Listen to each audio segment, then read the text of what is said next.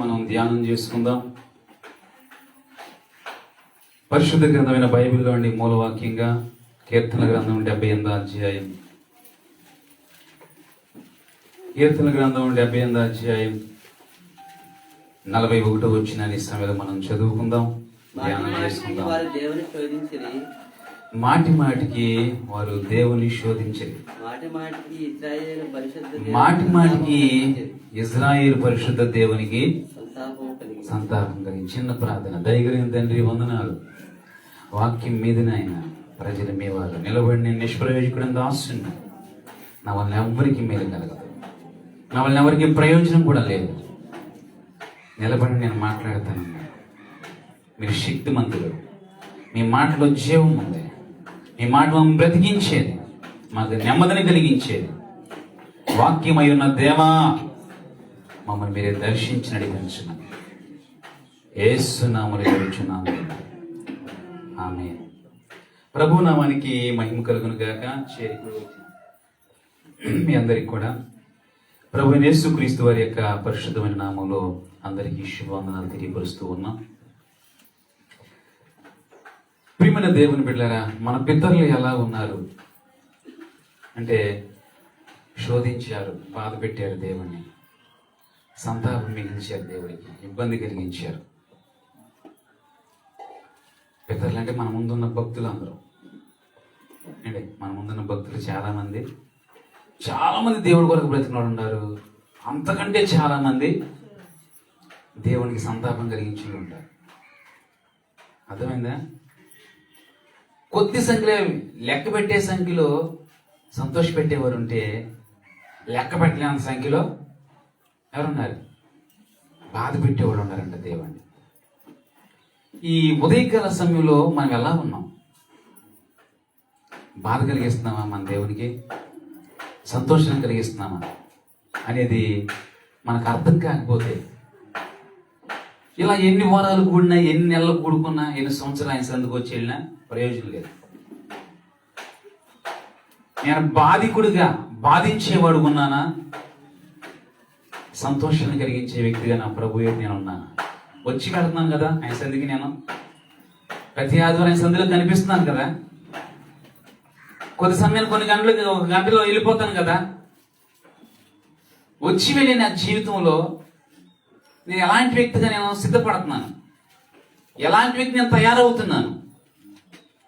బాధించే వ్యక్తినా, సంతోషపెట్టే వ్యక్తినా అనేది పరిశీలనలో ఉంటే, ఎలా ఉండాలో అలాగే, ఎంతవరకు ఉండాలో అంతవరకే, ఎలా జీవించాలో అలాగే దేవుని కొరకు యాజిటీస్గా ప్రభువు కొరకు జీవించడానికి చాలా చాలా అవకాశాలు ఉన్నాయి. అలా పరిశీలన చేసుకుని, పరీక్షించుకుని, పరిశోధించుకున్న వారు తక్కువలో ఉన్నారు. పరిశీలన లేకుండా వెళ్తున్నాంలే, ప్రభువు చూడలేదే ఏంటి, నన్ను అయ్యగారు చూడలేదేమో, నన్ను మాత్రం ఎవరు చూసారో, వెళ్తలేదేంటి, నేను వెళ్ళి ఏం చేసావు? పరిశీలన లేని, పరీక్ష లేని, పరిశోధన లేని భక్తుడుగా నువ్వు మిగిలిపోతే ఎందుకు పనిపోతావు నువ్వు? ఇప్పుడు మనం ఏదైతే సేవిస్తున్నా అన్ని పరిశోధన జరిగినాయి తెలుసా? మా ఊర్లో వాటర్ తాగాలి, కొత్తగా ఉన్నారు. ఆ వాటర్ ఏమో తెలుసా, కొత్తగా ఒక ఊరు కనిపెట్టాడు. బోర్లు బాగా వేసారు. ఏం చేస్తారు? వాటర్ ఎక్కడికి వెళ్తాయి? టెస్టింగ్కి వెళ్తాయి. మనం ఈ ఊరిలో తాగొచ్చా? తాగితే ఏమన్నా అవుతా? జబ్బులు వస్తాయా? తాగితే మంచి ప్రయోజనం ఉందా? ఆరోగ్యం ఉందా? అన్ని టెస్టింగ్లు ఉన్నాయి తెలుసా? ఇప్పుడు మనం తినే ఆకు ఏది తింటున్నావు దాన్ని అన్ని టెస్టింగ్లు అయినాయి. కాబట్టి అది తినొచ్చు, ఇది తినొచ్చు అని ఎన్నో రకాలుగా సోషల్ మీడియాలో వింటున్నాం, చూస్తున్నాం, వాటిని పట్టిస్తున్నాం. భక్తి జీవితంలో కూడా నువ్వు పరిశోధించుకునే వ్యక్తిగా నువ్వు లేకపోతే శోధకుడిగానే ఉండిపోతావు దేవుని ఎల్లవేళ కూడా. నువ్వు దేవుని కుమారుడువో దయ్యం కుమారుడువో అనే ఆలోచన లేకపోతే నువ్వు సంతాపం కలిగించే వ్యక్తిగా అలాగే ఉండిపోతావు చిరకాలం. కాబట్టి ఈ ఉదయకాల సమయం మనం ఎలా ఉంటున్నాం అనే పరిశీలన ప్రతిరోజు మనకు అవసరం. లోకంలో జీవించే వ్యక్తికి పరిస్థితులు అవసరం లేకపోవచ్చేమో, కానీ దేవుని కొరకు నేను ఉండాలి, రాజ్యం కొరకు నేను బ్రతకనుకునే ప్రతి వ్యక్తికి, ప్రతి భక్తునికి పరిశీలన, పరీక్ష, పరిశోధన అవసరం. భక్తులు ఏమన్నా తెలుసా? శోధింపబడిన మేట ఒక దినాన్ని నేను ఏమవుతా నాకు తెలుస్తుంది. ప్రభు నన్ను పరిశోధిస్తున్నాడు, శోధిస్తున్నాడు, పరిశీలన చేస్తున్నాడు నన్ను. తర్వాత నేను తెలుస్తుంది బంగారం అవుతాను, పుట్టి తగరం వలె కరిగిపోయి మనిషి అయిపోతాను. ఒక దినం ఉంది, పరీక్ష ఉంది. ప్రియమైన దేవుని బిడ్డల ఆధ్యాత్మిక జీవితంలో ఇది చాలా ప్రాముఖ్యమైనది. భక్తునికి చాలా ప్రాముఖ్యమైనది, ఇంపార్టెంట్ అన్నమాట. చాలా అది లేని జీవితం, వచ్చి వెళ్ళే జీవితం, వారు దేవునికి బాధకులే, దేవునికి శోధకులే, దేవునికి సంతాపం కలిగించేవారే ఎన్నటికి కూడా. పరీక్ష లేని భక్తుడు శోధకుడే. ఎప్పుడు పరీక్షించుకుంటున్నాం మనం? ఎప్పుడు పరీక్షించుకుంటున్నాం? నీ ఇంటిని పరీక్షిస్తావు, నీ ఫోన్ను పరీక్షిస్తావు, నీ వంటగదిని పరీక్షిస్తావు, రైస్ పెట్టిని పరీక్షిస్తావు, ఆహార పదార్థాలు ఏమన్నా పరీక్షిస్తావు, అన్నీ పరీక్షిస్తావు. నెంబర్ 1 నువ్వు. కానీ ఆధ్యాత్మిక జీవితాన్ని ఎప్పుడు పరీక్షించుకుంటున్నావు? నీ ఆధ్యాత్మిక జీవితం, నీ బిడ్డల ఆధ్యాత్మిక జీవితాన్ని, నీ ఇంటి వారి యొక్క ఆధ్యాత్మిక యోగక్షేమాన్ని ఎప్పుడు పరీక్షిస్తున్నావు? నువ్వు ఎలా ఉన్నారు? ఆధ్యాత్మిక తరుగుతూ ఉంటే వారి కొరకు నువ్వేం చేయాలి? ఒక మాట చెప్పాలి. అది కూడదంటే, అది అవ్వట్లేదంటే ప్రభువు దగ్గర నీవే అప్పగించుకోవాలి. ప్రభువుకి కొన్ని గంటలు ప్రభువులో గడపాలి. ఆ వ్యక్తిని నీవే పరీక్షించు ప్రభు అని దేవుడికి నీవు మాటగా అప్పగించుకోవాలి. నీ బాధ్యత అది.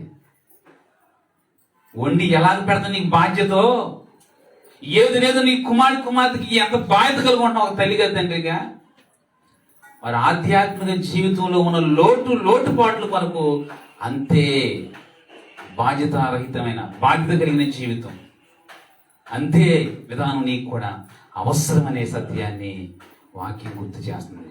సంతాపకుడుగాను శోధకుడుగా నీవు ఉండిపోతే దానికి బాధ్యుడు నీవే, బాధ్యురాలు నీవే. ఓ యజమానుడా, ఓ యజమానురాలా, నా పిల్లలకి ఇది కావాలి, అయ్యో అది ఇది అనుకుంటున్నావు కదా. ఆధ్యాత్మిక జీవితంలో కూడా ఏది లేదో కనిపెట్టి వాళ్ళకి ఇవ్వాల్సింది, నేర్పించాల్సింది, వారిని బలపరచాల్సింది బాధ్యత కూడా నీదే. లేకపోతే వాళ్ళకంటే ముందు నువ్వే నరకంలో ఉంటావు. ఎవరికంటే ముందు? నీ పిల్లల కంటే ముందు నీవే నరకంలో ఉంటావు. ఏంటంటే ఇక్కడికి వచ్చావు? మిమ్మల్ని సరిగా పెంచలేనందుకు దేవుడు నన్ను ఇక్కడ పడేసాడమ్మా. శరీరకంగా బాగా ఇచ్చాను, అన్నీ పెంచాను, ఏం లోటు.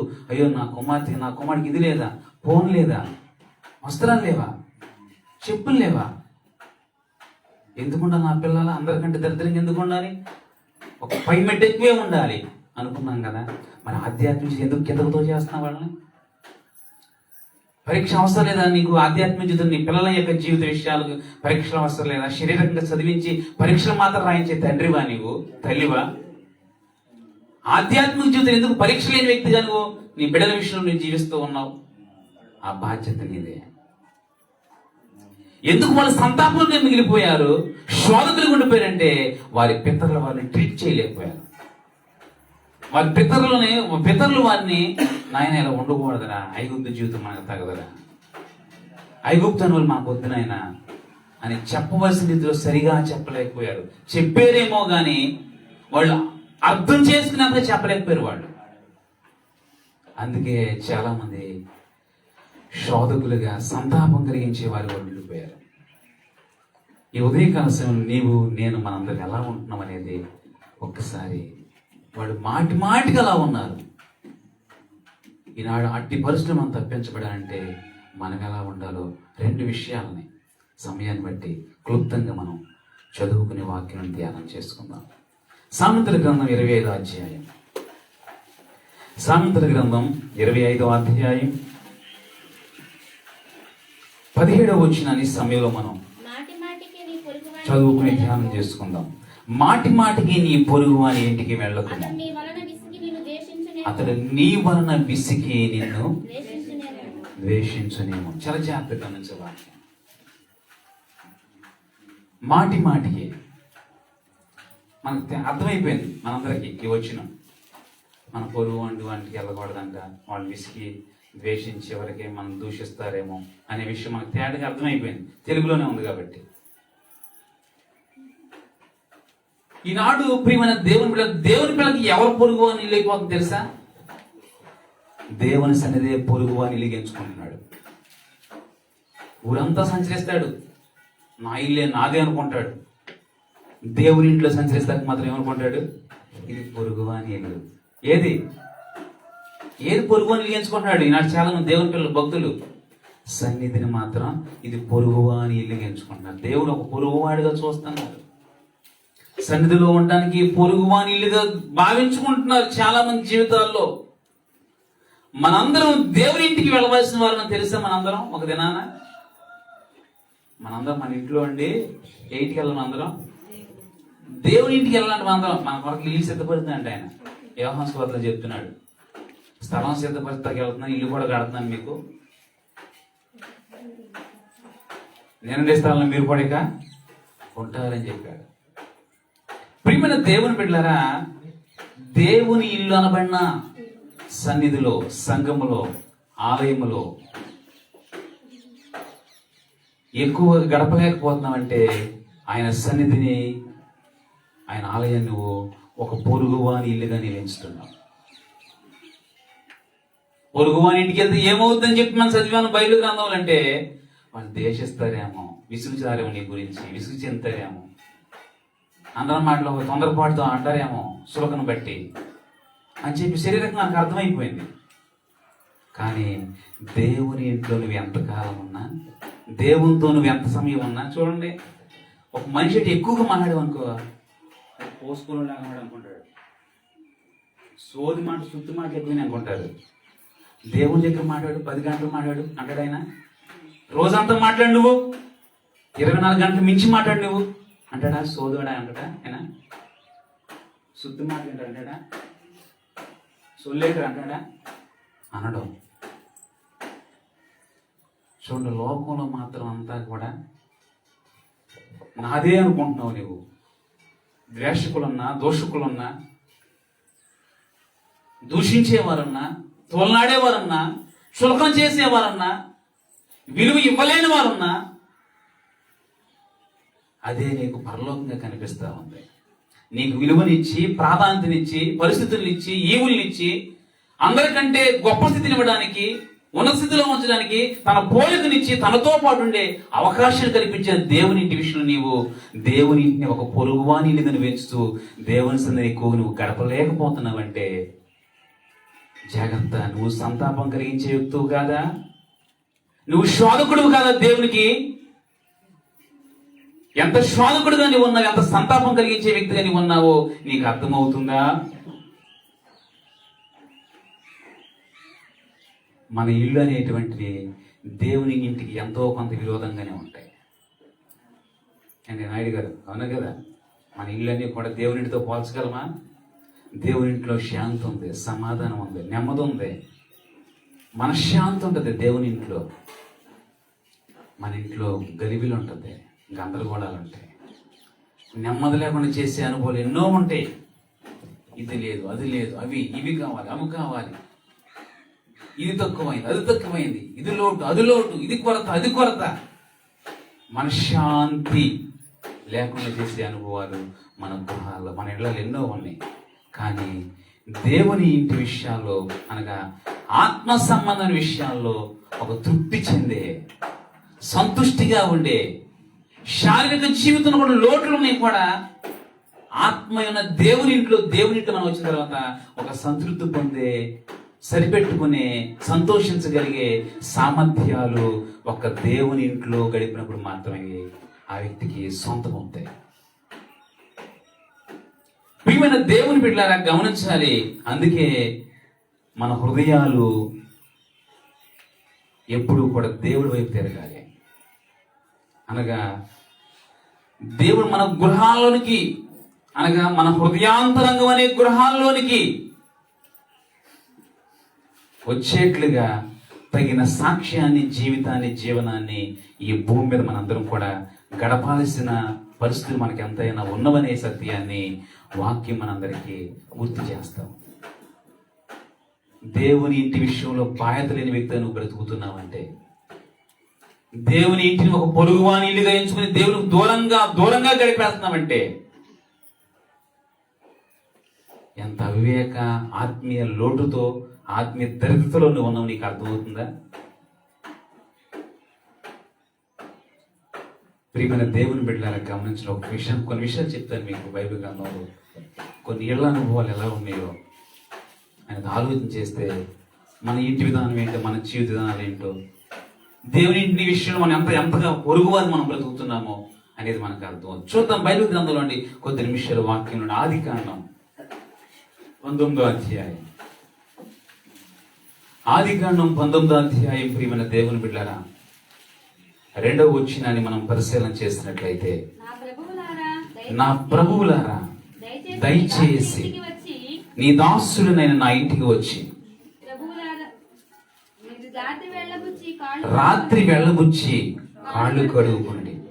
మీరు పెందల కడ లేచి మీ త్రోవను వెళ్ళవచ్చు. నేను అందుకు వారు అలాగూ కాదు, నడి వీధిలోనే రాత్రి వెళ్ళబుచ్చుదామని చెప్పి. చాలా జాగ్రత్తగా గమనించారు. ఎవరు ఆ ఇంట్లోకి రమ్మంటున్నారు? ఎవరో మేము రాము, ఈదులోనే గడుపుతామంటున్నారు. చదివాం కదా, నేను క్రాంతి చదివాం కదా వాక్యం. ఎవరన్నారు అక్కడ? ఎవరంటున్నారు? ఎవరు చెప్తున్నారు? ఎవరు మా ఇంట్లోకి రమ్మంటున్నారు? ఎవరు రామంటున్నారు? లోతు అంటున్నాడు, అయ్యా మా ఇంట్లో వచ్చి ఈ రాత్రి అంతా వెళ్ళవచ్చునంటే, దేవుని దూతలు అంటారు, మేము రామయ్యా మీ ఇంట్లోకి. ఎక్కడుంటాం? నడివీధిలో ఈ రాత్రి అంతా వెళ్ళబోస్తాం అంటున్నారు. గమనించాలి, లోతు ఇంటికి వెళ్ళడానికి దేవదూతలు ఎందుకు ఇష్టపడలేదు? ఎందువలన వాళ్ళు ఇంట్లో వీధిలోనే గడుపుతామంటున్నారు? లోతు ఇంట్లో ఎవరి ఇష్టాలు వారికి ఉన్నాయి అంతే. లోతు ఇంట్లో ఎవరున్నారు? ఎలాంటి వారు ఉన్నారంటే ఎవరి ఇష్టాలు అలా ఉన్నారు. ఎవరి జీవితం అదే, ఎవరు బ్రతకాలన్నట్టుగా బతుకుతున్నారు లోతు ఇంట్లో. సమాధానం లేదు లోతు ఇంట్లో. శాంత గృహంగా లోతు ఇల్లు లేదు. లోతు అనుభవాలు లేవు. ఎవరు తిప్పవారు అన్నట్టుగా బతికేస్తున్నారు, జీవించేసి కాలం గడిపేస్తారంతే. ఎవరికి సంబంధాలు లేవు. ఎవరి మనసులో కలవట్లేదు వారి గృహంలో. భయభక్తులు మా ఇంటికి ప్రియమైన దేవుని బిడ్డలారా. అందుకే దేవదూతలు అంటున్నారు, మీ ఇంట్లోకి రాంబాబు రాలేము, ఈ నడి వీధిలోనే వాళ్ళు వచ్చేస్తాం. ఈ రాత్రి మేము నడి వీధిలో వెళ్ళబుస్తామన్నాం. చూడండి, ఈనాడు నీ ఇల్లు ఎలా ఉంది? మన ఇల్లు ఎలా ఉంది? ద్వేషింపబడేటట్టుగా ఉందా? దేవుడు తోలనాడబడే పరిస్థితిలో మన గృహం కనిపిస్తూ ఉందా? మన ఇంటి అనుభవాలు ఎలా ఉన్నాయి? లోతు ఇంట్లోనికి దేవుడు వెళ్ళడానికి ఇష్టపడలేని పరిస్థితులు కనిపిస్తా ఉన్నాయి కదా. బయటే ఉంటున్నాం అన్నారు కదా. కారణాలు ఏంటి తెలుసా? కారణాలు చెప్తాను. లోతేమో ప్రియమైన దేవుని బిడ్డరా ఊరి గవిని దగ్గర ఉంటాడు, ఊరోళ్ళతో ఉంటాడు, ఊరి విషయాలతో ఉంటాడు. ఇంటి విషయాలు కానీ అంత బాగా తెలియదు లోతుకి. ఓ పెద్దగా ఎదగాలను, గొప్పోడిగా ఎదగాలను, పేరు సంపాదించుకోవాలను, ఒక ఉన్న స్థితిలో ఉండాలను ఆ సొదొమ కుమారాలు ఆ తహతహలాడే విధానాలతో లోతు జీవితం గడుపుతున్నాడు సొదొమ కుమారాలు. ఇక అమ్మగారు అంటావా? అమ్మగారు ముచ్చట్లతో ఉంటారు. ఈ బంగారం ఎలా ఉందక్క, ఈ నక్లీస్ ఎలా ఉందక్క, మా పిల్లకి చేయించాను, ఈ ఉంగరం చూడు ఒకసారి, ఈ చీర చూడు ఫ్యాన్సీ. అమ్మగారు ముచ్చట్లతో ఉంటున్నారు. ప్రియమైన దేవుని బిడ్డలారా, పిల్లలు అంటారా? ఇక వాళ్ళ గురించి చెప్పలేము. పిల్లలు వారి ఇష్టానుసారం వాళ్ళు ఉంటున్నారంటండి. బైబిల్ చెప్తుంది మాట, నేను సొంతం చెప్పలేదు. మగపిల్ల అడ్రస్ లేరంటండి. మగపిల్లలో ఆ ఇంట్లో రోడ్డు మీద అయిపోయారు, ఇక్కడ రోడ్ల మీద ఉంటారండి, ఇంట్లో లేరు. దేవుని దూతలు చెప్తాను, ఇంకో తర్వాత వాక్యం చదువు అర్థమవుద్ది. ఇంట్లో వాళ్ళు లేరండి. ఆడపిల్లలు వాళ్ళు లేరు, వాళ్ళు ఎదిరించే పరిస్థితిలో ఉన్నారు. అమ్మగారు ఎక్కడో ఉంది కదా, అమ్మ అంకలు ఇల్లు ఉంటారు ముచ్చట్లతో. డాడీ ఏమో గవిన్ దగ్గర ఉంటే పిల్లలేమో గవిన్ దాటి చుట్టూ తిరుగుతారన్నమాట. అమ్మగారి ముచ్చట్లుగా ఉంటే అంతకు మించి ఉంటున్నారు. అందుకే లోతు ఇంటి యొక్క అనుభవాలన్నీ దేవుని దూతలు, దేవదూతలు ఏంటి పరిశీలన చేసిన వారు ఏమంటారంటే, మీ ఇంట్లోకి మేము రామయ్యా, అవసరమైతే ఈ సొదొమ గొమొర్రాలో బయట ఈ రాత్రి అంతా వెళ్ళబుచ్చి తెల్లారిపోతాం. అయ్యా చూసినాడు బాగాలయ్యా, నా బరువు పోతాయి. అబ్రహాము సోదరుని కుమారుడు అనేది అర్థమైపోతాయి అందరికీ. అబ్రహాం భక్తి నీకు తెలుసయ్యా, అబ్రహాం ఆత్మీయత నీకు తెలుసయ్యా, విశ్వాసం తెలుసయ్యా. పరువు పోద్దయ్యా, క్షమించండి అయ్యా, ఒక్కసారి ప్లీజ్ అయ్యా ప్లీజ్ అయ్యా అని బలవంతం చేసిన బైబిల్ చెప్తుంది తెలుసా. బలవంతం చేయడం బట్టి ప్రియమైన దేవుని బిడ్డలారా, ఇంట్లో అయ్యగారు బాగాలేదు, ఇంట్లో అమ్మగారు బాగాలేదు, ఇంట్లో మగపిల్ల పరిస్థితి సరిగా లేదు, ఆడపిల్ల పరిస్థితి సరిగా లేదు. ఎవరికి దారులు వాళ్ళే ఉన్నారు, వాళ్ళ పరిస్థితులు వర్షానుసారంగా ఉన్నారు. కానీ ఏమనుకుంటారు తెలుసా, ఏసై మా ఇంట్లోకి రావాలి, మా ఇంట్లో ఉండాలి. వచ్చి ఏం చేయాలి ఆయన? అయ్యా ఈ ఊళ్ళో సంగతి ఏంటనుకుంటున్నావు అయ్యా అని చెప్పాడు లోతు. అమ్మగారు కూర్చుంటే, అయ్యా ఏంటనుకుంటే ఈ ఊరి పరిస్థితులు ఏమనుకుంటున్నారు, మంచి ఒరిజినల్ పరిస్థితులు అన్నీ కూడా చాలా బాగున్నాయని చెప్పాలి. అమ్మలకు ముచ్చట్లు చెప్పాలి. ఆ పిల్లల్ని అడిగితే ఏంటంటే లోకంలో ఎన్ని ఆశలు ఎన్ని విధానాలను చూసా, చక్కెరలు ఎలా కొడుతుందో తెలుసా, ఎలాంటి పరిస్థితులు తెలుసా ఈ భూమి మీద. ఈ సుధోమని మాటలా, మా డాడీ ముందే చూసాడు, యెహోవా తోటలాగా ఉందంట. వాళ్ళ పిల్లలు చెప్పండి, మా పిల్లలు ఏం చెప్తారు దేవదూతలకి ఏం చెప్తారు, మా డాడీ ఎక్కడున్నప్పుడు అబ్రహాం దగ్గర ఉన్నప్పుడు చూసాడు, ముందే చూసుకున్నాడు. ఏంటి సొదొమ గొమొర్రా పట్టణం చూసుకుని దేవుని తోటలాగా నాకు వెళ్ళిపోదని ఫిక్స్ అయిపోయాడు. అవన్నీ మేము చూస్తానే ఉన్నాం, అక్కడే ఉంటాం మేము కూడా అని వాళ్ళు కూడా ఏం చెప్తారు, అనుభవాలు చెప్తున్నారు. ఏ అనుభవాలు? పరలోక అనుభవాలు కదా వాళ్ళ పిల్లలు చెప్పేది. ఈ లోక అనుభవాలు కథలు కలిగి పరలోకాన్ని చూపిస్తున్నారు వీళ్ళు. ఇది పరలోకానికి మించిందని అడిగి చెప్తున్నారంట వాళ్ళు. ప్రియమైన దేవుని బిడ్డల జాగ్రత్త. ఈనాటి మన అనుభవాలు, దేవుడు మన ఇంట్లోనికి రావడానికి మన అనుభవాలు ఎలా ఉన్నాయి? దేవునితో దేవుని ఇంట్లో నువ్వు గడపడానికి, భూ సంబంధంగా దేవుని సందులో నువ్వు గడపడానికి ఇష్టపడే వ్యక్తిగా దేవునితో గడిపే వ్యక్తిత్వాన్ని నువ్వు కలిగి ఉంటే నీ ఇంట్లోకి ఆయన రావడానికి సిద్ధంగా ఉన్నాడు. అది లేకపోతే నా ఇంట్లో ప్రభువు చెప్పే మాట ఏంటి తెలుసా? దేవుని దూతలు చెప్పే మాట, మీ ఇంట్లోకి రాలేము, ఊరంతా చూసాము, అస్తే ఊరిలోనే బయట అక్కడే ఉండిపోతాం, వీధిలోనే, మీ ఇంట్లోకి మాత్రమే రాలేమయ్యా అంటున్నారు. అంటే ఎంత బాధ కలిగించే కుటుంబంగా, ఎంత సంతాపం కలిగించే కుటుంబం ఈనాటి కుటుంబ వ్యవస్థ ఉంటుంది. లోతు కుటుంబ వ్యవస్థ కనిపిస్తా ఉంది దేవుని దూతలకి. అందుకే కదా వాళ్ళు రానంటున్నారు. వాళ్ళు ఆధ్యాత్మిక నిలయమై ఉంటే, ఆధ్యాత్మిక చోటుగా ఉంటే, స్థావరంగా ఉంటే దేవుని దూతలు ఇంట్లో మేము రామంటారండి. అబ్రహాం దర్శిస్తున్నాడు, అబ్రహాం ఇచ్చే విందును తీసుకుంటున్నారు, అబ్రహాం ఇచ్చే పరిస్థితులను అనుభవించారు. ఇక్కడికి వచ్చిన తర్వాత ప్రియమైన దేవుని బిడ్డలారా గమనిస్తే ఏండి, ఎక్కడికి వెళ్ళంటున్నారు వాళ్ళు? వెళ్ళను అంటున్నారు. ఎక్కడికి? అబ్రహాం దగ్గరికి వెళ్ళొచ్చారు లేదా ముందళ్ళు? అబ్రహాం దగ్గరికి వెళ్ళొచ్చారు ఆల్రెడీ.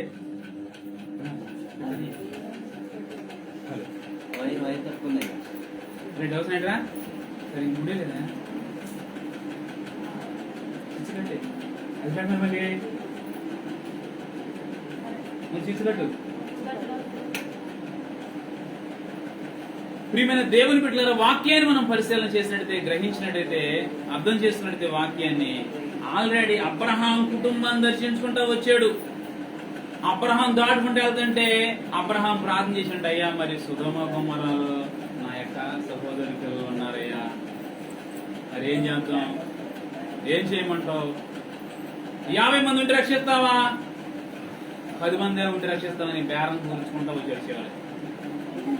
అంజయ్ ముందు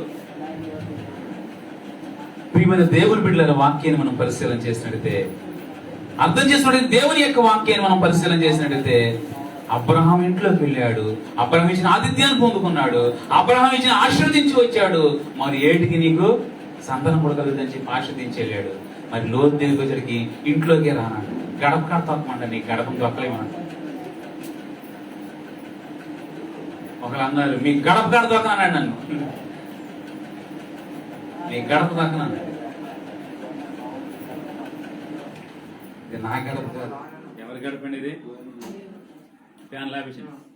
ఇది దేవుని గడప. ప్రియమైన దేవుని బిడ్డ, ఎవరి గడప ఇది? దేవుని గడప ఇది. అందుకే ప్రభు అన్నాడు, నా గడప యొక్క కనిపెట్టుకుని అని చెప్పాడు దేవుడు. అవునా కదా? అనుదినం నా గడప యొక్క కనిపెట్టుకున్న వారందరూ కూడా ధన్యులు అని చెప్పాడు దేవుడు. ఎవరు ఇష్టపడుతున్నారు దేవుని గడప దగ్గర ఉంటాకి? దేవుని గడప మీద ఆడు ఎలా అనుకుంటున్నారంట? పొరుగు వాణి లిగించుకుంటున్నారంట దేవుని గడప. నేను చాలా మంది దేవుని సందుకు రాలేరు. ఆదివారం ఒక్కరోజే అంటే నీకు పొరుగువాని ఇల్లు అయిపోతుంది దేవుని సన్నిధి. ప్రియమైన దేవుని బిడ్డ వాక్యాన్ని గమనించి చూడండి. ఒక మాట చూడండి. 19:12 మనం చూస్తే 19:12 అప్పుడు ఆ మనుషులు లోతుతో ఇక్కడ నీకు మరి ఎవరున్నారు? నీ అల్లుని, నీ కుమారులను, నీ కుమార్తెలను, ఈ ఊర్లో నీకు కలిగిన వాళ్ళందరినీ వెలుపలకు తీసుకుంటాము అంటున్నారు. ఏంటి? చాలా జాగ్రత్తగా అర్థం చేసుకోవాలి వాక్యాన్ని. అంటే ఇంట్లో ఎవడు ఒక్కట వందనాలు చెప్పలేడు దేవుని దొంగలకి. ఎవరున్నారయ్యా మీ ఇంట్లో అడుగుతున్నారు. చూసావా? ఆయనకి ఆల్రెడీ ఎవరున్నారు? 2 కుమారులు ఉన్నారు, 2 కోడళ్ళు ఉన్నారు, 2 కూతుర్లు ఉన్నారు, 2 అల్లుడు, పెళ్ళాడైన అల్లుళ్ళు ఉన్నారు ఇంట్లో. లోతు 10 మంది ఉన్నారు సుమారుగా. 10 మంది సుమారు కాదు. ఒక్కడు కూడా రిసీవ్ చేసుకుని వందనాలు అయ్యా అని చెప్పిన వాళ్ళు లేరు. లోతు ఒక్కడే ఉన్నాడు. అయ్యా వందనాలు అన్నాడేమో. ఆయనే బతులాడుతున్నాడు, బాబు ప్లీజ్ అయ్యా నా పరువు పోతుంది ఈ ఊర్లో. ఇప్పుడే ఇమేజ్ పెంచుకుంటున్నా ఈ ఊర్లో. ఏం పెంచుకున్నాడు ఆయన? ఎందువల్ల? గవి దగ్గర కూర్చున్నాడు కదా, రచమడి దగ్గర కూర్చున్నాడు ఆయన. ఇప్పుడు రానంటే అబ్రహాంకు వెళ్తే ఈ మాట, ఊరు వాళ్ళకి వెళ్తే. ప్రియమైన దేవుని బిడ్డలారా, ఒక్కడు కూడా రిసీవ్ చేసుకున్న వాళ్ళు లేరు. అందరూ ఎందుకు అడిగారు? నీకు ఎవరున్నారని అడిగితే అంటే ఏంటి దాని అర్థం? ఎవరో కనిపించరు ఇంట్లో. ఎవరి పనులు ఉన్నారు. ఏంటి సోమో? ఎవరి పనులు అండి? ఎవరున్నారు? వందనాలు చెప్పేవాళ్ళు లేరు, గౌరవించేవారు లేరు, అక్కడ బాగున్నారని అడిగేవాళ్ళు లేరు, పలకరించిన వారు లేరు, ఆత్మీయతలు లేవు, ఆ ఇంట్లో పరామర్శలు లేవు. అంతా శరీరమయం అయిపోయింది. ఆ ఇల్లు లోకమయం అయిపోయింది. ఉంటే ఇంట్లో, లేక లోకం లేక అంతే. లోతు కుటుంబం ఎక్కడ ఉంటుంది? ఉంటే కొంచెం ఇంట్లో ఉంటుంది, తినేటప్పుడు ఉంటారేమో, కొడుకునేప్పుడు ఉంటారేమో. అంత తర్వాత అంత లోకమయం అయిపోయింది ఆ ఇల్లు. ప్రియమైన దేవుని బిడ్డలారా, వాక్యాన్ని గమనించండి. నీకు ఇక్కడ ఎవరున్నారంటే నువ్వు సాక్ష్యం చెప్పగలవా దేవునికి? ఎవరుంటారంటే వెంటయ్యా నా పిల్లలు చూడు, నా బిడ్డలు, నా మగ పిల్లలు ప్రార్థన చేస్తూ ఉన్నారు, ఎందుకంటే నా ఆడపిల్లలు రక్షణ పొంది ప్రభువులు ఎదుగుతూ ఉన్నారు, ఆత్మీయతలో ప్రకాశిస్తూ ఉన్నారు, ఎందుకంటే నా భార్య పరిచయం చేస్తా ఉంది, ఆత్మీయ జీవితంలో కుటుంబం కొరకు నడుము కట్టింది, ప్రయాసపడుతుంది తన బిడ్డల కొరకు, తన కుటుంబం కొరకు. తన యజమాడు మారలేదని, తన పిల్లల పరివర్తన రాలేదని అహర్నిశల కన్నీరు గారుస్తూ ఉంది. చెప్పగలిగే తల్లిదండ్రులు గురించిన సాక్ష్యాలు కుటుంబాలకు కనిపించట్లేదు. ప్రియమైన దేవుని బిడ్డలారా, వాక్యాన్ని గమనించండి. దేవుని యొక్క సన్నిధిలో ఈనాడు మనందరం కూడా సన్నిధిని మనం పొరుగువాని ఇల్లుగా ఎంచుతున్నాం కాబట్టి సన్నిధి అనుభవం ఒక్కడికి రాలా, అలవరుచుకోవాలా. లోతు కుటుంబంలో గౌరవించడం రాలా, ఆత్మీయుల్ని సన్నిధిని గౌరవించడం రాలా, సన్నిధిని పరిశీలన చేసే జీవితం రాలా, సన్నిధిని ఎదిగి ఒదిగి జీవించే జీవితం రాలా. డిగ్నిటీ వచ్చింది, శారీరక జీవితంలో గొప్పతనం వచ్చింది. లోకం అందరూ ఇలా ఉంటారు, ఇలా బ్రతకాలి, ఇలా జీవించాలి, నడవాలి, ఇలా కొనసాగాలి. వాళ్ళకంటే ఇంకా గొప్పగానే ఉన్నతం కనిపించింది. ఈ స్థితి లోకంలో డిగ్నిటీ పెరిగింది, కానీ ఆధ్యాత్మిక జీవితంలో అంచుకి వెళ్ళిపోయాడు, నరకపు అంచుకి. ప్రియమైన స్నేహితుడా, ప్రియమైన సహోదరుడా, ప్రియమైన సంగమా, దేవుని బిడ్డ, వాక్యాన్ని గమనించు, వాక్యాన్ని అర్థం చేసుకో. దేవుడు నీ ఇంటిని దర్శించడానికి నీ కుటుంబీకులందరూ సాక్షార్థంగా ఉన్నారా లేదా? లేక దేవుని దూతలు దేవుడు వచ్చి వాళ్ళ దారాలు చూసుకుని పోవటమేనా? దర్శించే ఇల్లుగా ఉందా లేదా? సౌలు యొక్క వ్యతిరేకం బట్టి అంట సమూయేలు అంట తన బ్రతుకున్న దినాలు ఒక్కసారి కూడా సౌలుని దర్శించడానికి వెళ్ళలేదంట. అంత వ్యతిరేకంగా బతికాడంట సౌలు. సేవకుడికే అంత విరోధ పరిస్థితులు బతికాడంటే ఇంకా దేవుడు ఇంకా వైపు చూడటానికి అవకాశం ఉందా? అందుకే ఇక నాకొద్దు సౌలు నాకొద్దు ఏంటి, సౌలు నాకొద్దు, నా కొరకు ఒక వ్యక్తిని ప్రతిష్ఠించమని చెప్పాడు. జాగ్రత్త, నీ కుటుంబం తోలనాడబడే పరిస్థితి వస్తుంది. అందుకే సౌలు కుటుంబం అంతకంతకు నీరసగిలిపోతా వచ్చిందంట. దావీదు కుటుంబం అంతకంతకు ఏమైందంట, ప్రాబలిందంట. కారణం ఏంటంటే ఏముంది ఆ ఇంట్లో? ఆధ్యాత్మిక జీవిత అనుభవాలు ఉన్నాయి, ఆధ్యాత్మిక కనిపిస్తా ఉంది, ఆధ్యాత్మిక నడవడిక కనిపిస్తా ఉంది. దావీదు కుటుంబంలో చాలా జీవిత అనుభవ కుటుంబాలన్నీ కూడా సౌలు కుటుంబాలు, నీరసగిలిపోయే కుటుంబ పరిస్థితి కనిపిస్తామని. మరి ముఖ్యంగా ఆదర్శవంతంగా చూస్తే లోతు కుటుంబాలని మించి ఉన్నాయి, అంతే తలపిస్తుంది అనమాట లోతు కుటుంబాలని. ప్రియమైన దేవుని బిడ్డలారా, చాలా జాగ్రత్తగా ఉండాలి. దేవుని ఇంటిని నువ్వు ఒక పొరుగువాని ఇంటిగా పెంచావంటే నీ కుటుంబ వ్యవస్థ దెబ్బతినంటే. నీ పిల్లలు ఎక్కడా అని అడుగుతున్నాడంటే దేవుని దూతలు వచ్చి నీ వారు ఎక్కడని అడుగుతున్నాడంటే ఎంత అవివేక స్థితిలో ఉంది వాళ్ళ ఇల్లు, ఆ కుటుంబం యొక్క దుస్థితి ఎలా ఉందని చెప్పుకోవాలి. ఎక్కడున్నారు వాళ్ళు? జాగ్రత్త, శిక్షలో పడిపోతావు, నరకంలో పడిపోతావు. కుటుంబాన్ని అప్పగించింది విచ్చలవిడిగా ఉంటారు కాదు, నీ ఇష్టానుసారంగా బతకడానికి కాదు, నీ కుటుంబాన్ని జాగ్రత్తగా దేవునికి అప్పగించడానికి. నీ పిల్లలు కాదు వాళ్ళు, ఆయన కొరకు పెంచడానికి ఇచ్చిన పిల్లలు వాళ్ళు. ఆయన రాజ్యం కొరకు, ఆయన నగర కొరకై చెక్కబడిన స్తంభం వలె అందముగా చెక్కబడిన, సుందరంగా చెక్కబడిన, ప్రతిష్ఠించబడిన ఆ నగరం కొరకు పెంచబడడానికే దేవుడు నీకు ఆ బాధ్యతను అప్పగించాడు. నువ్వేమో ఈ లోక అనుభవాలతో పెంచుతూ ఉంటే పరలోక అనుభవాలకు ఎప్పుడు వస్తారు? శిక్షక పాత్రమైన పరిస్థితులు నీ కుటుంబం లేదా? దుఃఖం కలిగించే, సంతాపం కలిగించే కుటుంబంలో నీ కుటుంబం ప్రథమంగా కనిపించట్లేదా? ఎలా ఉంది నీ కుటుంబం? జాగ్రత్త, ఈ భూ సంబంధంగా ఆలోచన చేస్తే దేవుని ఇల్లు నీకు ఒక పొరుగువాని ఇల్లుగా ఎప్పుడో ఒకసారి వెళ్దాంలే. పొరుగువాని ఇంటికి ముందే చదువుకున్నాం కదా, నీ పొరుగువానికి పదే వెళ్ళమాక మాటికి వాళ్ళని ద్వేషం దూషిస్తారని చెప్పాం కదా. నువ్వు ఎప్పుడో ఒకసారి కనపడతావు దేవుని ఇంటికి ఎలా చేస్తున్నావు నువ్వు? అండి నాయుడు గారు, శ్యామ్ గారు, ప్రసాద్ గారు, రత్నం గారు అండి, ఎలా చేస్తున్నావు? ఎలా చేస్తున్నావు? పొరుగు అని ఇలా ఉండలేదా దేవుని దృష్టిలో నీకు? సుబ్బారావు గారు చెప్పాలి. ప్రియమైన దేవుని బిడ్డలారా, అందుకే నువ్వు సంతాపం కలిగించే వ్యక్తిగా నీ కుటుంబం మారిపోతుంది. చూడ ఒక మాట చెప్తాను, ఒక కుటుంబం విషయంలో దేవుడు చెప్తున్నాడు. లూకాసు వార్త అందరూ తెలిసిన మాటలే, చదువుకున్న వాక్యాలే. 19వ అధ్యాయం, లూకాసు వార్త 19వ అధ్యాయం అండి, 5వ వచనం చదువుదామా?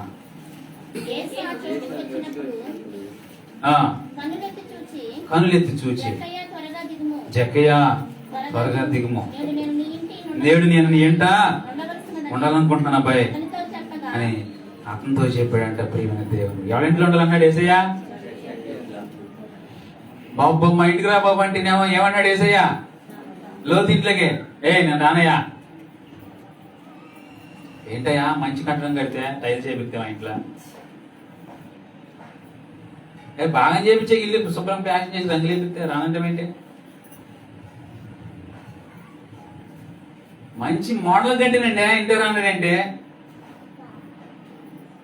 లేకపోతే ఏంటి దేవుని దోతులు ఏంటి మన ఇంటికి రానన్నారేంటి? ఎంత మంచి కడితే సుందరంగా ఇల్లు మనం అని పారిపోతానండి. ఈ లోక సుందరం కాదు, ఆధ్యాత్మిక యుద్ధంలో నువ్వు అలంకరించబడాలి. నీ ఆధ్యాత్మిక హృదయాంతరంగం అనే ఇల్లు దేవుని కొరకు ఎలా ప్రతిష్ఠించబడి అలంకరించబడింది, అప్పుడు వస్తాడు దేవుని ఇంట్లోకి. లేకపోతే నేను రాను అంటాడు, రాలేను అంటాడు, నాకు కుదరదయ్యా నీ ఇంట్లోకి రావడానికి నాకు మనస్సు లేదంటాడు. ఇక్కడ ఏమంటాడు తెలుసా? జక్కయ్య ఏమంటాడు తెలుసా? నేడు నేను నీ ఇంట ఇవాళ నీ ఇంట్లో ఉంటానయ్యా, నువ్వు రా ముందు. జక్కయ్య ఇంట్లోకి వచ్చేందుకు మా ఇంట్లోకి కాడ రాయ్యా. జక్కయ్య దేవుని ఇష్టాలతో ఉన్నాడు, నువ్వు నీ ఇష్టాలతో నీ ఇంట్లోకి ఎలా వస్తాడు దేవుడు?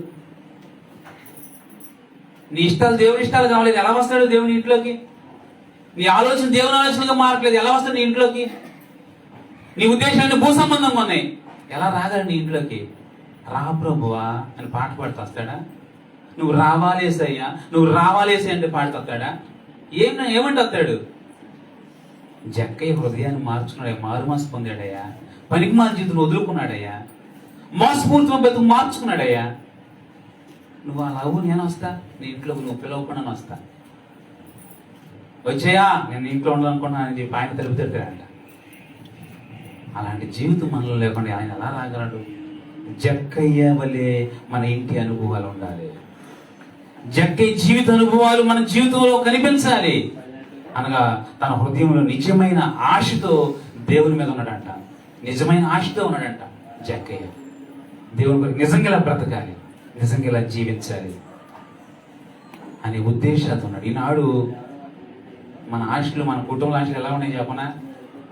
ఏంటి, మన పిల్లల ఆశలు వేరు, తండ్రి ఆశ వేరు, తల్లి ఆశ వేరు, కుమారుల ఆశ వేరు, కుమార్తెల ఆశలు వేరు. ఒకవేళ ఒక్కొక్క ఆశలు ఎవరు, అందరికి బైబిల్ గ్రంథం ఉంది, అందరి ఆశలు బైబిల్ సారంగా లేవు. అందరు వేసే అన్నాడు కానీ అందరు ఆశలు చేసే సారంగా లేదు. అందరూ ప్రార్థన మందిరం అన్నారు, అందరు ప్రార్థన సంబంధ ఆశలు లేవు. చెప్పుకోవడానికే బైబిల్, చెప్పుకోవడానికి యేసయ్య, చెప్పుకోవడానికి మందిరం. ఎవరో కూడా వారి హృదయాలను వారినే మందిరానికి ప్రతిష్ఠించుకొని మేము ఆ ఇంటి వారందరం, నేనును నా ఇంటి వారును అన్నట్టుగా వారు లేరంట. అది దాని కొరకు ప్రయాసపడాలి, దాని కొరకు నువ్వు సిద్ధపడాలి, దాని కొరకు నువ్వు తప్పించాలి. అది లేకపోతే ప్రియమైన దేవుని బిడ్డలారా, మన కుటుంబం ఏమంటే తెలుసా? జక్క ఇంట్లో దేవుని ఆశలు ఉంటే మన ఇంట్లో శరీరాశలు ఉంటాయి. అలా లేకపోతే ప్రియమైన దేవుని బిడ్డలారా, మన జీవితాలన్నీ కూడా ఏమవుతాయి తెలుసా? మనం ఎలా ఉంటాం తెలుసా? దేవుని ఇల్లునే పొరుగువాని ఇల్లుగా భావించుకుని, పొరుగువానికి ఎప్పుడో ఒకసారి వెళ్తారు మర్యాద కాపాడుకోవడానికి, అవునా కదా ఏమా ప్రభమ్మా? అలా ఉండకూడదు. ఆదివారం ఒకసారి కాదు, ప్రతిరోజు అవకాశం ఉంటే చూడండి. నేను చెప్పేది ఎందుకంటే సన్నిధిలో ఉండండి, సన్నిధిని గడపండి. సన్నిధిని మించిన సామర్థ్యాన్ని పెంచే, మన కుటుంబ భవిష్యత్తుని పెంచే అనుభవాలు మరి ఎక్కడా లేవు. సన్నిధిలోనే గుప్తమై ఉన్నాయి అన్నీ కూడా. ఆ గుప్తమైన నిధులను వెతకండి, సన్నిధిలో చేరి కుటుంబ సమేతంగా వెతకండి. అవి అందుకుంటారు, పొందుకుంటారు. ప్రియమైన దేవుని పిల్లలు, అలాంటి పరిస్థితుల్లో మన జీవిత అనుభవాలు ఉండాలి అని వాక్యం చెప్తుంది. మాటి మాటికి నీ పొరుగువాని ఇంటికి వెళ్ళమాక, దేవుని ఇంటిని పొరుగువానిగా భావించుకుని అలాగే వెళ్ళకూడదు, పొరుగువానికి వెళ్ళకూడదు అన్నట్టుగా ఎప్పుడో ఒక్కసారి చుట్టం చూపు వెళ్ళినట్టుగా వెళ్ళమాక మందిరానికి కూడా. ఇది లోకంలో అది పొరుగువానిలు అయితే, ఇప్పుడు ఆధ్యాత్మిక ఇది పొరుగువానికి ఎంచుకుంటున్నాం. దేవునితో ఎక్కువగా గడుపు, దేవునితో ఎక్కువగా గడుపు నీ జీవితాన్ని. దేవుని ఇంట్లో ఉంటాడు, జక్క ఇంట్లో ఉన్నాడు. లేకపోతే నిస్సంకోచంగా, నిర్మోహమాటంగా నేను రానయ్యా నీ ఇంటికని లోతు చెప్పినట్టుగా చెప్పాల్సిన పరిస్థితి వస్తుంది. దేవుడు లేని ఇల్లు అంధకారమయం, కుటుంబం విచ్ఛిన్నంగా అయిపోయింది. తెలుసు లోతు కుటుంబం ఆ ఇంట్లోకి బలవంతంగానే లేడేసయ్యా. దేవుని దూతలు బలవంతంగానే ఆ తృప్తిపడడం, అలా బాధ భరించలేక బలవంతం చేసేటట్టు వెళ్ళాడు కాబట్టి వెళ్ళాడు. కానీ అందరూ ఫెయిల్ అయిపోయారు.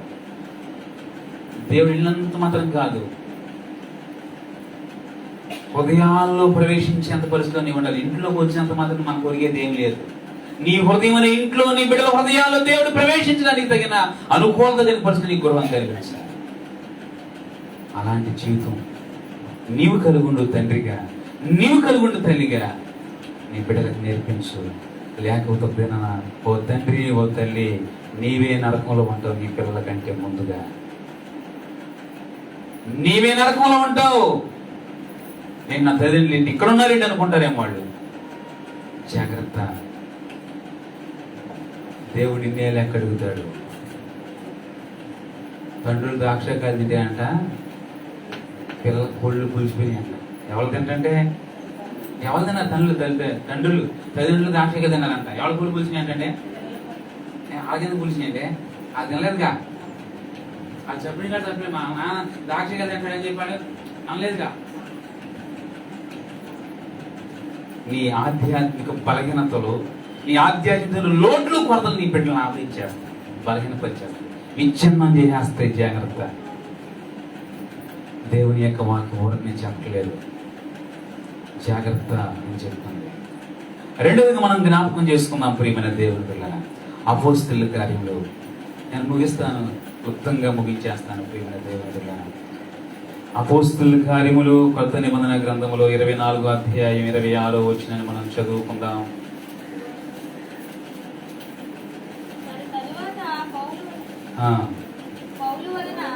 పౌలు వలన తనకు ద్రవ్యము దొరుకునని ఆశించి మాటి మాటికి అతన్ని పిలిపించి అతనితో సంభాషణ చేయుచుండెను. చాలా జాగ్రత్తగా గమనించాలి. ఫెలిక్స్ అనే వ్యక్తి ఉన్నాడు. తన భార్య ద్రుసిల్లా అంట. ఫెలిక్స్, ద్రుసిల్లా వీడికి చాలా విషయాల్లో దేవుడు మాట్లాడినారంట. విశ్వాసం గురించి కూడా బోధించబడ్డారంట. వాడు యేసు క్రీస్తునందలి విశ్వాసం గురించి అతడు వారికి పౌలు బోధించగా విన్నారంట. ప్రియమైన దేవుని బిడ్డలు చాలా విషయాలు వాళ్ళకు బోధిస్తూ ఉండగా, ప్రసంగిస్తూ ఉండగా ఫెలిక్స్ మిగిలి భయపట్టి ఆ విషయం చెప్పినప్పుడు, అయ్యా ఇప్పటికి వెళ్ళయ్యా, నాకు సమయమైనా నిన్ను పిలవనంపించినని, నాకు సమయం ఉన్నప్పుడు తప్పనిసరి నేను పిలుస్తాను, నా ఇంటికి నువ్వు రావాలయ్యా అని చెప్పి ఫెలిక్స్ పౌలు చాలా విషయాలు చెప్పినప్పుడు నేర్చుకుని తెలుసుకునంట పౌలు పంపించేసారంట. తర్వాత ద్రుసిల్లా ఫెలిక్స్ ఇద్దరు మాట్లాడుకున్నారంట. వెళ్ళి భార్య భర్తలు మాట్లాడుకున్నారంట. మా ప్రార్థన చేసుకుందామమ్మా, దేవుడి ఆశీర్వాదం వస్తుంది మనకే, బైబిల్ చదువుకుందామమ్మా, దైవాశీర్వాదం వస్తుంది మనకే, సందేహ క్రమంగా ఉందామా, క్రమశిక్షణతో దైవాశీర్వాదం మాట్లాడుకున్నారు. వాళ్ళు ఏం మాట్లాడుకున్నారు? పౌలు చెప్పే మాటల గురించి వాళ్ళు ఆలోచించుకోవట్లేదండు. వాళ్ళకి భయం కలిగిందంట. బాబు ఎన్ని భయం మనకెందుకు బాబు అని చెప్పి ఏమనుకున్నట్టు ఒక నిర్ణయం తీసుకుంటే 20 రోజుల్లో. తరువాత పౌలు వలన తమకు ద్రవ్యం దొరికిన ఆశించి డబ్బులు వస్తే ఏమనుకున్నట్టు వాళ్ళు పౌలు వస్తే డబ్బులు వస్తాయా? డబ్బులు వస్తే డబ్బులు ఇవ్వాలా ఏంటి చెప్పరు? ఎవరు నవ్వుతారా? మాస్టర్ అయితే డబ్బులు వస్తే డబ్బులు ఇవ్వాలా? ఎవరికి తెలదు అనుకుంటా. ఆయన రత్నం గారు, మాస్టర్ అయితే డబ్బులు ఇస్తాడా డబ్బులు ఇవ్వాలా? ఏంటంటే అందరు కొత్త ఉంది ఏమా ఇవ్వాలి. ఈయన ఫెలిక్స్ ఏమన్నా తెలుసా? దృశ్యంలో ఫెలిక్స్ ఇద్దరు ఏమన్నా తెలుసా? ఆయన వస్తే మనకు డబ్బులు బాగా వచ్చేస్తాయా? లేదు, ఆయన చెప్తే అన్ని జరిగిపోతున్నాడా అని ప్రియమైన దేవుడు ఇద్దరు నిర్ణయించుకున్నారు. నిర్ణయించుకుని భక్తి నేర్చుకుంటా కాదు వీళ్ళు విశ్వాసం నేర్చుకోవడం కాదు వీళ్ళు, ఆత్మీయత నేర్చుకుంటా కాదు వీళ్ళు పౌలు పిలిపించేది. ఎందుక ఒకసారి ఠాంగు పడిపోయినట్ట 5 లక్షలు 10 లక్షలు ఠాంగు పడిపోతే అలా అనుకుంటారంటండి. ఎవరో ఫెలిక్స్ దృశ్యాలు ఏమనుకుంటున్నారు? డబ్బులు పడిపోవాలనుకుంటున్నారంట. ఎక్కడ డబ్బులు ఎక్కడ దొరుకుతాయండి? వాళ్ళే మా దగ్గర ఎండు బంగారాలు లేవు బాబు అన్నారు. వాళ్ళేమో ఎండు బంగారాలు లేవు, మీరే అనిత్య చేయాలనుకుంటుంటే వాళ్ళు. అంటే ప్రియమైన దేవుని బిడ్డలారా, వారి మనస్సంతా ఎలా ఉందంటే ఆధ్యాత్మిక జీవితంలో ఆధ్యాత్మిక కోణం లేదు. వాళ్ళ మనసు శారీరక నైజంతో నిండిపోయాడు. ఈ భూ సంబంధంగా తిరిగిలాడుతూ ఉంది. సాంపాద్యంతో, ద్రవ్యం కొరకు, భూసంబంధ విషయాల కొరకు ఆశించి విధానంతో ఉంటారు వాళ్ళు. ఆధ్యాత్మిక జీవితం. చాలా మంది ఇదే స్థితిలో ఉన్నారండి. ఆశీర్వాదం వరకు దేవుడి సందుకు వచ్చి కూడా ఉన్నారు. దీవించాలి ప్రభా, దీవించబడనే తప్ప దైవరాజ్యం కొరకు వచ్చేవాళ్ళు లేరు.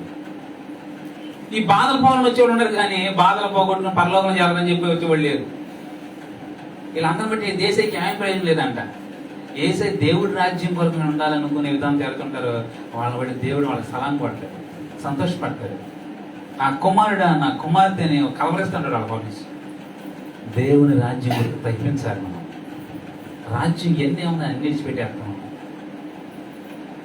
చేతులు వెయిటే పెట్టుకున్నాడంట అలెగ్జాండర్. ఏం తీసుకెళ్తాదని తెలవాలి అందరికీ. ప్రపంచం జయించారు కదా, ఎంత బంగారం ఉంది, ఎంత తీసుకెళ్ళిపోతుంది అలెగ్జాండర్ తనతో పాటు. ఎంత ఉంటుంది ఆ బాక్స్, ఎంత ఉంటుందండి, ఎంత పడుతుంది దాంట్లో బాక్స్? ఏం పెట్టద్దు అన్నాడు, అన్ని జల్లేసి అన్నాడు, ఊరంతా జల్లేయండి అన్నాడు రోడ్ల మీద.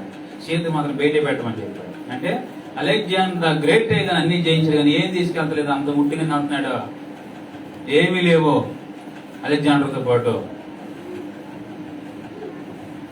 ఒట్టికి వచ్చి వెళ్ళిపోయాడు అంతే. ఏం లేదు, ఏం తీసుకురాలేదు, ఏం తీసుకెళ్ళం. దిగంబరిగానే వచ్చాం, దిగంబరిగానే పోతాం. దయచేసిన ఆత్మ మాత్రం దేవుడి దగ్గరికి వెళ్తుంది. మొన్న మునుపటి వల్ల మొన్న అయిపోద్ది. వీళ్ళేమనుకుంటే ఎందుకు వస్తుంది, ఎందుకు పిలిపిస్తున్నారంట పౌలు పద్దాన్ని మాటికి పౌలు గారు మా దగ్గర అంటే పాస్టర్ గారు మా దగ్గర అన్నాడు. ఏంటో బాబు చెప్తే నాకేమర్థం అంటలేదు. ఎంత మర్యాద ఏంటి అనుకుంటారంటాడు. ఎవరో పౌరులు అందరూ అనుకుంటారు. ఏంటి అనుకుంటుంటే ఏంటి, నేను బాప్తిసం పొందుతుండే, దేవుడి రాజ్యం కొరకు బతుకుతామంటే దేవుడి పోయి మాకు అర్థమైపోయిందండి.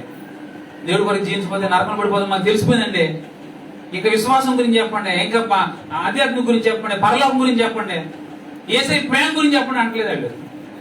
ఏదో ఆశీర్వాదం వచ్చేది, డబ్బులు వచ్చేది అనుకుంటున్నట్టు వాళ్ళు. చాలా ఒక మాటలో ప్రియమైన దేవుని బిడ్డల ఏసై దగ్గరికి వచ్చి మన జీవిత అనుభవాల్లో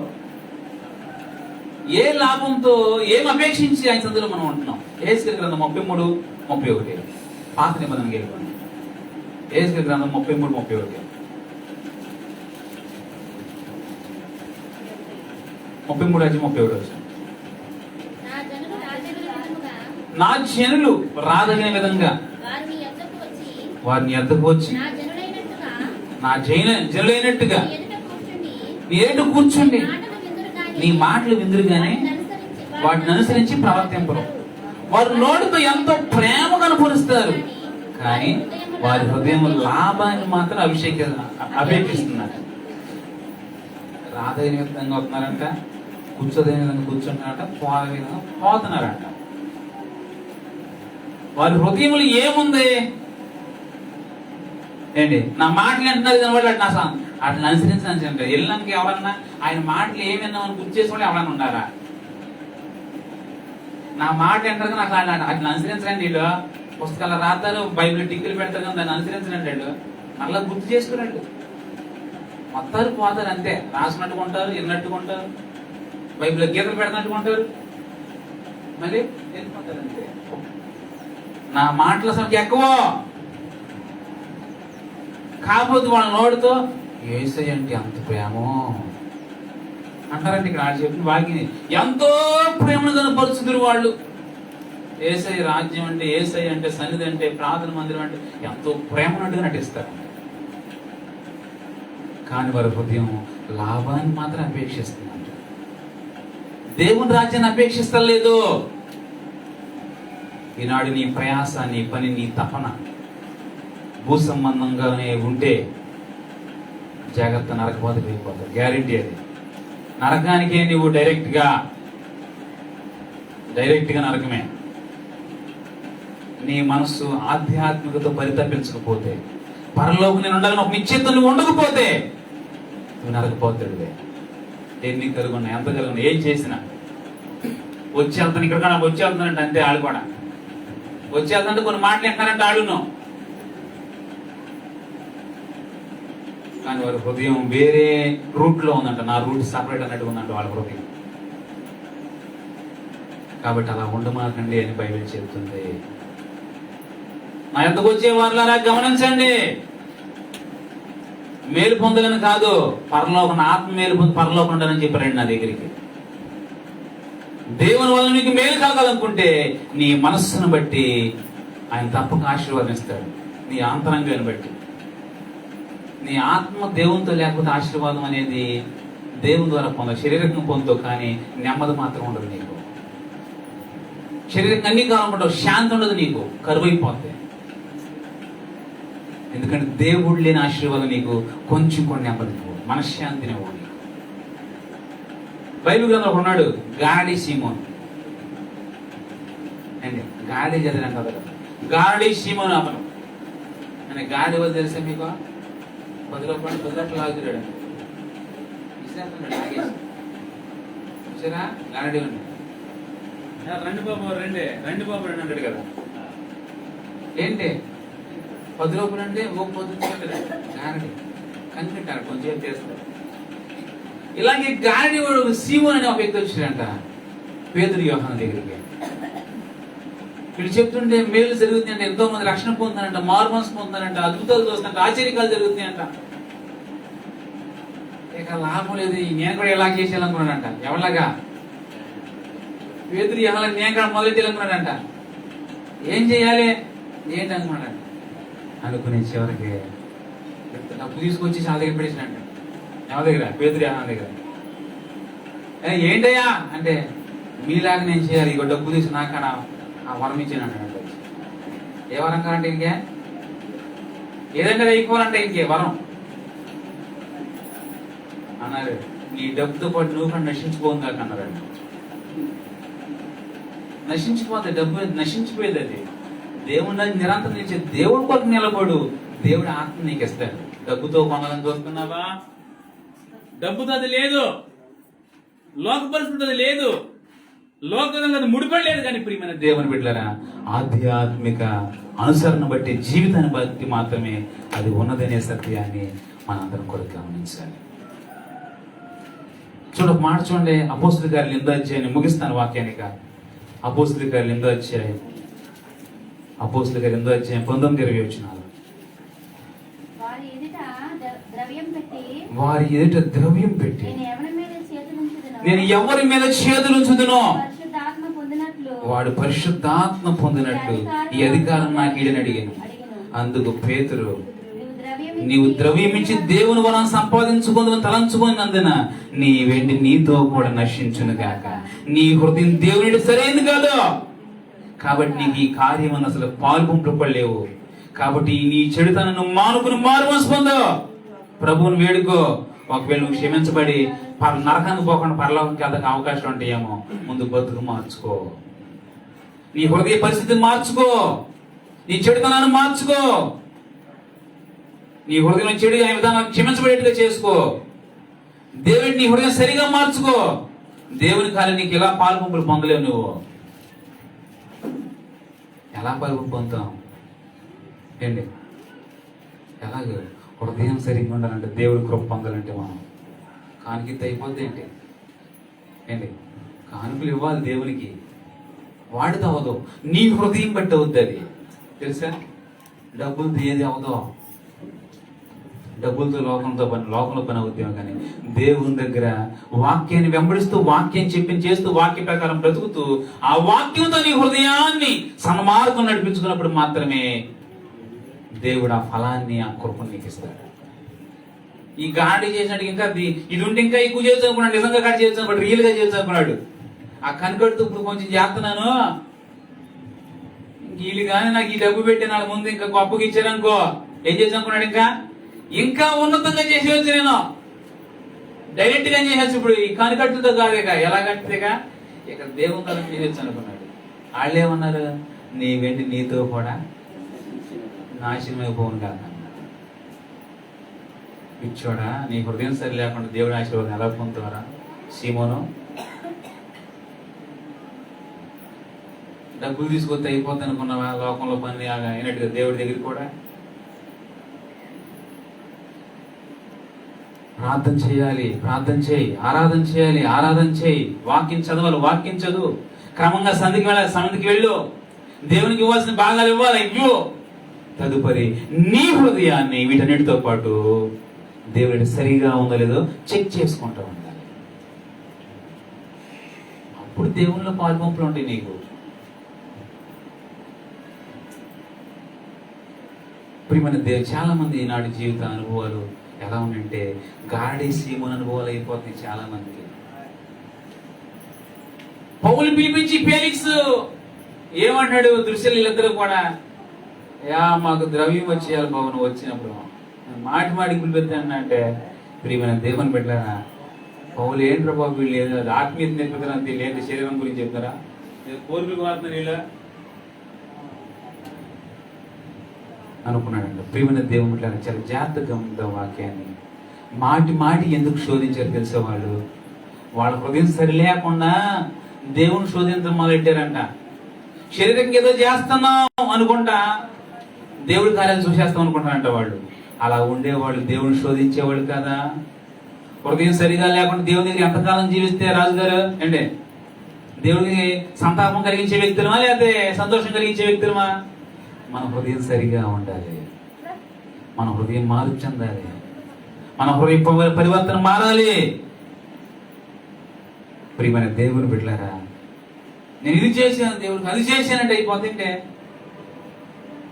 ఏం చేసావు? నీ హృదయ విషయంలో దేవుడికి ఏం చేసావు? నీ హృదయాన్ని దేవుడికి కానుక వేసావా? నీ హృదయానికి కానుకవే ముందు. నువ్వు కానుక వేసావు, నేను దర్శనం పంపించి ఏదో చెప్తున్నావు నువ్వు, దానితో పాటు వాటితో పాటు వీటిని కూడా చేయన్నాడు ఈశ్వరు గారు తెలుసా. వాటితో పాటు వీటిని కూడా చెయ్యి, వెళ్ళే నీ హృదయాన్ని సమర్పించు ప్రభువుకి. ఎందుకు మాటి మాటి నీ హృదయాన్ని సమర్పించకుండా దేవుని ఊరికే సతాయిస్తావు ఎందుకు? దేవుని వెళ్ళి దేవుని సదికి వెళ్ళి నీ హృదయాన్ని సమర్పించుకోండి అంతే కదా. నీ హృదయాన్ని దేవుడికి నీ మనసుని మాట దేవుడు అంతే కదా అడిగింది నిన్ను. ఎందుకు ఊరిని సతాయితో సోదేస్తావు ఎందుకు దేవుని దగ్గరికి వెళ్ళి? నీ హృదయాన్ని సమర్పించు, దేవుడు ఆశీర్వాదం మెండుగా నీకు ఇస్తాడు. మనశ్శాంతితో కూడా ఆశీర్వాదం ఇస్తాడు, నెమ్మదితో కూడా ఆశీర్వాదం ఇస్తాడు. నెమ్మది లేని విధానాలు ఎన్నుంటే నీకేంటి ప్రయోజనం? నీ ఇంట్లో నెమ్మది ఉండదాయే. కానీ నెమ్మది ఉండకపోయినా నువ్వు నీ ఇంటికి సరిగా లేకపోయినా ఏసయ్యా మా ఇంటికి వచ్చి అంటావు. నువ్వు వాక్యాన్ని గమనించు. మాటి మాటికి ఎందుకు వాళ్ళు శోధించారంటే వాళ్ళ ఇల్లు సరి ఇంటి పరిస్థితులు అంటే, ఇంటి పరిస్థితులు అంటే ఊరిలో ఉండటం బట్ట సంతాపం కల్పించింది దేవుడికి అంటే డేరాలు ఉండాలనా కాదు. హృదయ పరిస్థితి, హృదయం ఇంటి పరిస్థితి వాళ్ళు బాగాలేదు. ఇంట్లో ఉన్న వాళ్ళ యొక్క ప్రవర్తన బాగాలేదు. అందుకే వాళ్ళు మాటి మాటికి దేవుని శోధించారు.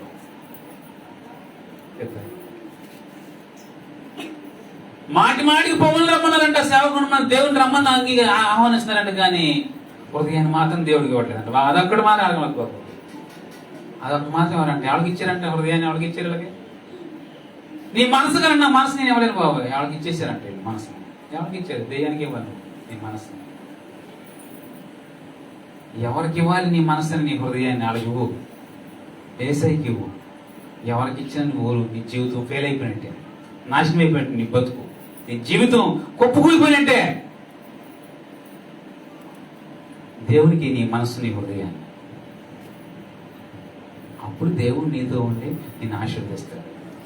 కాబట్టి ఉదయకాల సమయంలో మనం ఎలా ఉన్నామో ఒక్కసారి వాక్యాన్ని బట్టి పరిశీలన చేసుకుంటూ మనలో లోట్లు ఒకసారి సరి చేసుకున్న ప్రభువా, నా ఇంటిని నేను సరిగా నడిపించుకుని యజమానుడుగా ఉన్నాను ప్రభువా. నేనే ఆ పితరులు సేవించారంటున్నా, ఆ పితరులు ఇబ్బంది పెట్టారు, దుఃఖం కలిగించారంటున్నావే, ఆ పితరుడు నేనే. ఎవడో పితరులు ఇజ్రాయేల్ ప్రజలు అంటున్నావు, సంతాపం కలిగిస్తున్నా చూసావా, ఆ వ్యక్తిని నేనే. నా కుటుంబంలో యాజమాన్యం సరిగ్గా లేదు, కుటుంబ యజమానురాలే నేను చెప్పుకోవడానికి. యజమానురాలు సంబంధించిన ప్రవర్తన సరిగా లేదు, పిల్లల్ని సరిగా పెంచిన యాజమాన్యం నాది, పిల్లల్ని సరిగా పెంచిన యజమానుడు నేను చెప్పుకోవడానికి. అయ్యా నేనే ఆ సంతాపం కలిగించిన వ్యక్తిని, నేనే దుఃఖాన్ని కలిగించిన పితరులను కూడా నేనే. నన్ను క్షమించు ప్రభువా. నా హృదయాన్ని ఇవ్వలేకుండా నీ సందికి ఎన్నో ఏండ్లు బట్టి ఎంతో కాలం బట్టి వస్తున్నా భక్తులు కూడా నేనే ప్రభు నీకు సంతాపం కలిగించేది. హృదయాన్ని ఇవ్వకోకుండా ఏదో చేయాలి, ఏదో చూడాలి, ఏదో ప్రభు ఇవ్వాలనుకుంటున్నానయ్యా. నా మనసుని ఇవ్వకొని ఆ పితరుని నేనే, దుఃఖం కలిగించే, సంతాపం కలిగించే ఆ వ్యక్తి నేనే. హృదయం ఇవ్వకుండా ఏదో చేయాలనుకున్న వ్యక్తి ఉంటూ మాటికి సంతాపం కలిగిస్తున్నానయ్యా. నేను నన్ను క్షమించు ప్రభు అని ఈ యొక్క ఉదయకాల సమయంలో, ఈ మధ్యాహ్న కాల సమయంలో అందం మోకరించి చిన్న ప్రార్థన ప్రభు సంధిలో ఎందుకు సంతాపం కలిగించో గత వాక్యాలను గుర్తు చేసుకో. నీ ఇంట్లో ప్రేమ లేక సంతాపం కలిగించేవంట దేవునికి. నువ్వు ప్రేమను వృద్ధి చేయగోవాడు తప్పిదాలు దాచిపెట్టును. మిత్రభేదం చేయవాడు తప్పు ప్రేమ కలిగి ఉండలేడంట. నీవు కాదా దేవుని సంతాపం కలిగించేది? ప్రేమ లేకపోవటం బట్టి దేవుడికి సంతాపం కలిగించే ఆ పితరుడు నీవే. మాటి మాటికి సంతాపం కలిగించే కుటుంబంగా ఉండటం గల కారణం నీవే. నీ యాజమాన్యం సరిగా లేదు. నువ్వు తల్లిగా తండ్రికి నీ యాజమాన్యం సరిగా లేదు. నీ పిల్లల విషయంలో క్రమశిక్షణ లేదు. నీవే. నిన్ను బట్టే సంతాపం దేవునికి. నిన్ను బట్టే నీ హృదయాన్ని ఇంకొక నిర్ణయం చేత వెళ్ళిపోతా ఉన్నావు. నటిస్తున్నావు నువ్వు దేవుని సందులో. నటించుకుంటా గడిపేస్తున్నావు నీ హృదయాన్ని, మనసుని ఇవ్వకుండా. నీవు కాదా సంతాపం కలిగిస్తుంది మాటి మాటికి దేవునికి? నీ హృదయాన్ని సమర్పించి వెళ్ళు దేవునికి. నీ హృదయాన్ని దేవునికి కానుక వేయి. దేవుడిని బట్టి సంతోషపడు. దేవుడిని బట్టి ఆనందిస్తాడు. నీ కుటుంబాన్ని బట్టి, నీ యాజమాన్యాన్ని బట్టి. ఓ తల్లి, ఓ తండ్రి, నిన్ను బట్టి దేవుడు సంతోషించాలంటే నీ పిల్లల యొక్క విధానాలు, నీ పిల్లలకు మాదిరి చూపించే జీవితం నీలో ఉందా? ఓ తండ్రి, నువ్వు ప్రార్థన చేసేవాడివేనా? నీ ప్రార్థన చూసి నీ పిల్లలు నేర్చుకోగలుగుతున్నారా? ఓ తల్లి, దేవుని ఆరాధించే మనసు అనేది నీ బిడ్డలు నిన్ను చూసి ఆరాధించగలుగుతున్నారా? నీలో తగిన అర్హతలు, విధానాలు లేకుండా ఏం నేర్చుకుంటారు వాళ్ళు? శారీరక విధానాలు నేర్చుకుంటారు తప్ప, సుధోమాలో ఉన్న శోధ నేర్చుకోవడం తప్ప నీ బిడ్డలు వాక్యంగా ఏం నేర్చుకోగలుగుతున్నారు? నీకు అర్థం కావట్లేదు నీ కుటుంబం. ప్రభువా నన్ను క్షమించాలి. చిన్న ప్రార్థన చేద్దాం. దేవుని సందర్భం అందరం ప్రేరేపించడం ప్రార్థన చేద్దాం. అందరూ మౌనం ఉండదు.